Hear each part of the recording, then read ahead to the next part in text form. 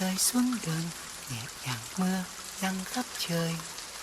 Mưa rơi xuống người thì thầm nói bao chuyện đời. Mưa rơi ngút ngàn, từng giọt mưa như bao phím đàn. Tha hồn vào mây gió mưa mù khơi.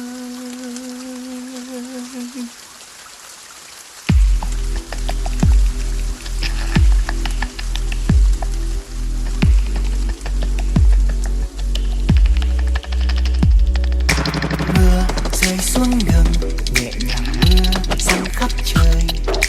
Mưa rơi xuống người thì thầm nói bao chuyện đời. Mưa rơi ngút ngàn, từng giọt mưa như bao phím đàn. Thả hồn vào mây gió mưa mù khơi.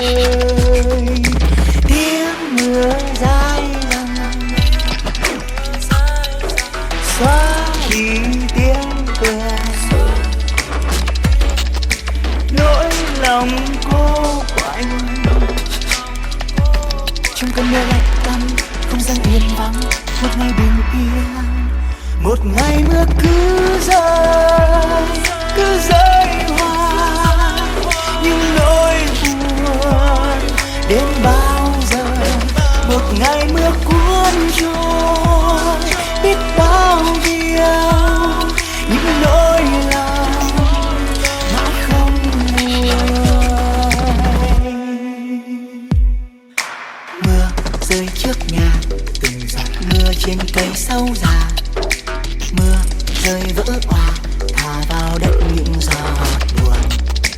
Mưa nghiêng mái đầu, chờ hoàng hôn đi đâu kéo về. Thả hồn vào phiêu lãng mưa mù khơi. Tiếng mưa dai dẳng xóa đi tiếng cười. Nỗi lòng cô quạnh trong cơn mưa lạnh căm, không gian yên vắng. Một ngày bình yên, một ngày mưa cứ rơi hoài. Những nỗi buồn đến bao giờ? Một ngày mưa cuốn trôi